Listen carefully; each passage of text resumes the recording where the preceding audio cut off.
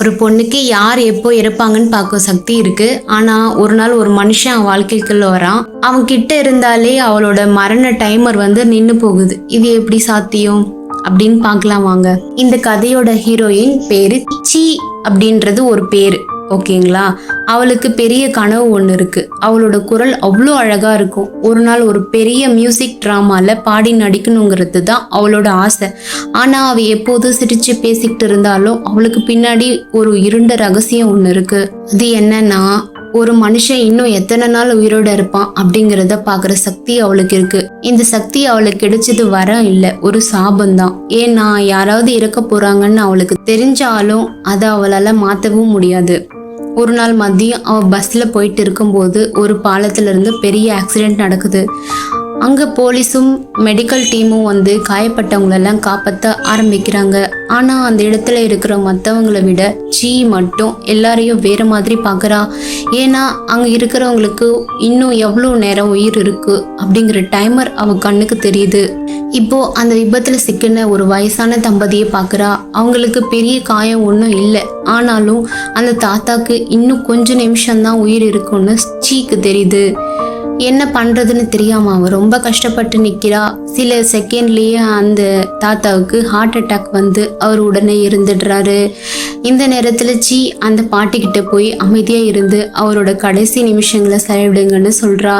சாவை தடுக்க முடியலனாலும் அந்த கடைசி நிமிஷத்தை ஒரு சின்ன ஆறுதல் கொடுக்க முடிஞ்சது.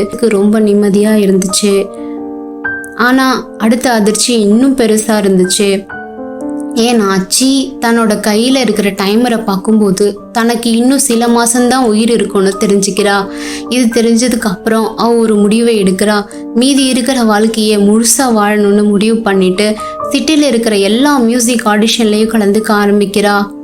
ஒரு நாள் அவ ஹாஸ்பிட்டலுக்கு போறா. மிஸ்ஸஸ் ஓவை பாக்குறா. ஓன்றது ஒரு பேருங்க.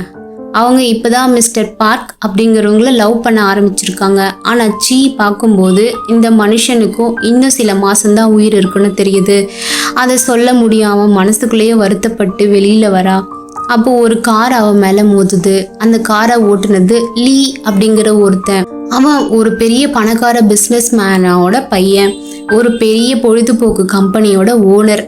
ஆனா அவனுக்கு ஒரு பெரிய ப்ராப்ளம் இருக்கு. அவன் ரொம்ப டென்ஷன் ஆகிற டைப். கார் ஓட்டுறதுக்கே அவனுக்கு பயம். ஆக்சிடென்ட்டுக்கு அப்புறம் மன்னிப்பு கேட்கறதுக்கு பதிலா அவன் சி மேலேயே தப்பு சொல்றான்.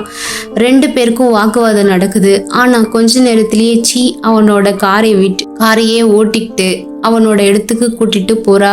அங்கதான் ஒரு பெரிய மியூசிக் ஆடிஷன் நடக்குது. அங்க சி பாடுறத கேட்டு எல்லோரும் ஆச்சரியப்படுறாங்க. ஆனா அந்த டைரக்டர் ஜோ ரொம்ப ஸ்ட்ரிக்ட்.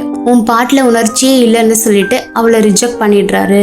அதோட லீ கூட ஒரு விசித்திரமான சம்பவம் நடக்குது. அது அவளை கிஸ் பண்ற மாதிரி ஒரு சீனும் கூட நடக்குது. அந்த சம்பவத்துக்கு அப்புறம் 2 பேரும் பிரிஞ்சு போயிடுறாங்க. ஆனா சில நாளுக்கு அப்புறம் மறுபடியும் மீட் பண்றாங்க. அப்பதான் சீக்கு ஒரு மேஜிக் தெரிய வருது. லீ பக்கத்துல இருக்கும்போது அவளோட மரண டைமர் அப்படியே நிக்குது. அவனை விட்டு தூரமா போனாலும் மறுபடியும் ஓட ஆரம்பிக்குது. அதாவது அவ லீ கூடவே இருந்தா அவளோட ஆயுள் அதிகமாக வாய்ப்பு இருக்கு. இதை கண்டுபிடிச்சதுக்கு அப்புறம் சி ஒரு பிளான் போடுறா. லீ கூடவே அதிக நேரம் இருக்கணும்னு அவன்கிட்டயே டிரைவராகவே வேலைக்கு சேர்றா. அதுக்கப்புறம் 2 பேரும் டெய்லி மீட் பண்றாங்க. முதல்ல லீக்கு சீயை பிடிக்கல. ஆனா மெதுவா அவளோட சிரிப்பு, அவளோட நேர்மை இதெல்லாம் அவனுக்கு ரொம்ப பிடிச்சிடுது. ஒரு நாள் 2 பேரும் நைட் டின்னருக்கு போறாங்க. அந்த டைம்ல லீ தற்செயலா அவளோட கையை பிடிக்கிறான். ஷாக் ஆகுறா. ஏன்னா அவளோட டைமர் இப்போ பின்னோக்கி போக ஆரம்பிக்குது. அதாவது அவளோட வாழ்க்கை இன்னும் அதிகமாக ஆரம்பிக்குது. அப்பதான் சீக்கு புரியுது, லீ தான் அவளோட வாழ்க்கையை மாத்த போற ஒரே மனுஷன்னு. ஆனா இதுல ஒரு சிக்கல் இருக்கு.